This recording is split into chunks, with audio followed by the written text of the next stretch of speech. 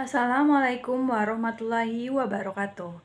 Perkenalkan, nama saya Rahma Dwitia dengan NIM 14014211104 dengan nomor presensi 11 dari Rombel C.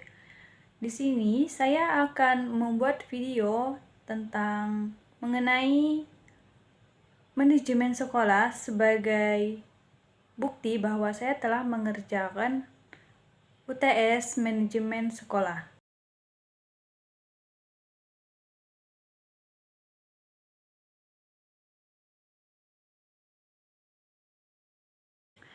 Baiklah, di sini saya akan menjelaskan tentang hakikat manajemen sekolah.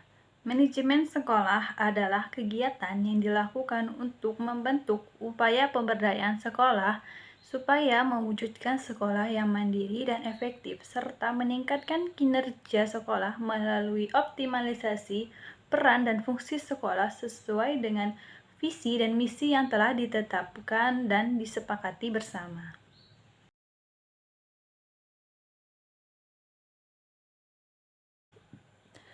Baiklah, di sini saya akan menjelaskan tentang proses manajemen sekolah. Yang proses manajemen sekolah itu ada 4. Yang pertama ada perencanaan atau planning, yang merupakan proses penentuan tujuan atau sasaran yang hendak dicapai dan ditetapkan langkah-langkah kegiatan agar sesuai dengan tujuan. Yang kedua ada organizing atau pengorganisasian, yang merupakan keseluruhan proses pengelompokan orang, alat, tugas, wewenang, sekaligus tanggung jawab, serta penempatan dan pembagian tugas kepada orang yang terlibat dalam kerjasama agar mencapai tujuan yang telah disepakati. Yang ketiga ada actuating atau penggerakan, yang merupakan keseluruhan proses menggerakkan orang lain agar mau bekerja sama demi tercapainya tujuan organisasi secara efektif dan efisien. Yang ketiga ada controlling atau pengawasan, yang merupakan proses pengamatan terhadap pelaksanaan seluruh kegiatan organisasi agar berjalan sesuai dengan rencana yang telah ditetapkan. Baiklah, di sini saya akan menjelaskan tentang sekolah sebagai sistem sosial. Sekolah sebagai sistem sosial merupakan akumulasi dari komponen-komponen sosial integral yang saling berinteraksi dan memiliki kiprah yang bergantung antara satu sama lain.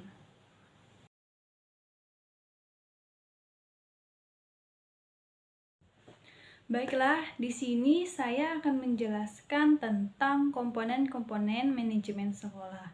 Yang pertama ada manajemen kurikulum dan program pengajaran, yang mencakup kegiatan perencanaan, pelaksanaan, dan penilaian kurikulum.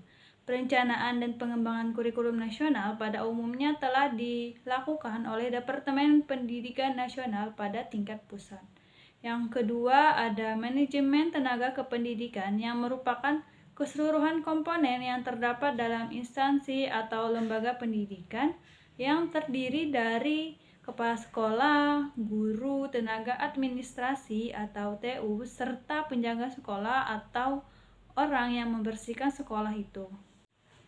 Yang ketiga ada manajemen kemahasiswaan, yang merupakan penataan atau pengaturan kegiatan yang berkaitan dengan peserta didik atau siswa. Manajemen kesiswaan ini bertujuan untuk mengatur berbagai kegiatan siswa agar kegiatan di sekolah berjalan dengan lancar dan tertib. Yang keempat ada manajemen keuangan dan pembiayaan, yaitu kegiatan yang mengkoordinasi semua sumber daya yang tersedia untuk mencapai sasaran yang diinginkan tanpa menyebabkan kerugian. Yang kelima ada manajemen sarana dan prasarana, yang bertugas mengatur dan menjaga sarana dan prasarana pendidikan agar dapat memberikan kontribusi secara optimal agar berjalan sesuai dengan proses pendidikan. Yang keenam ada manajemen hubungan sekolah dan masyarakat. Hubungan antara sekolah dengan orang tua, wali murid, serta masyarakat pada hakikatnya merupakan suatu sarana yang berperan dalam membina dan mengembangkan pertumbuhan pribadi murid di sekolah. Yang ketujuh, ada layanan khusus yang meliputi perpustakaan, kesehatan, dan keamanan di sekolah.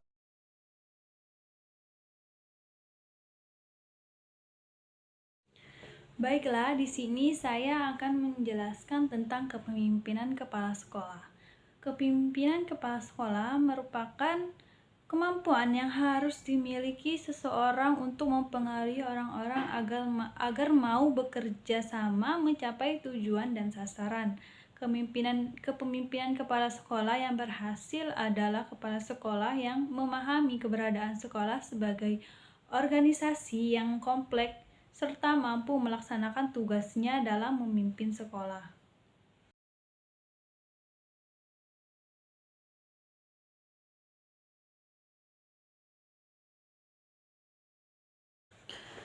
Baiklah, di sini saya akan menjawab mengapa ada sekolah yang kelebihan siswa atau ada sekolah yang kekurangan siswa.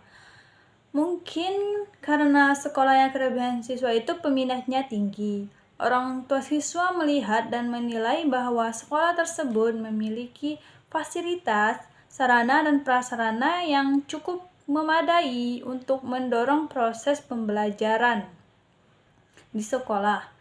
Orang tua siswa mengharapkan bahwa anaknya bisa mendapatkan ilmu yang lebih luas dan bisa menciptakan prestasi di sekolah tersebut.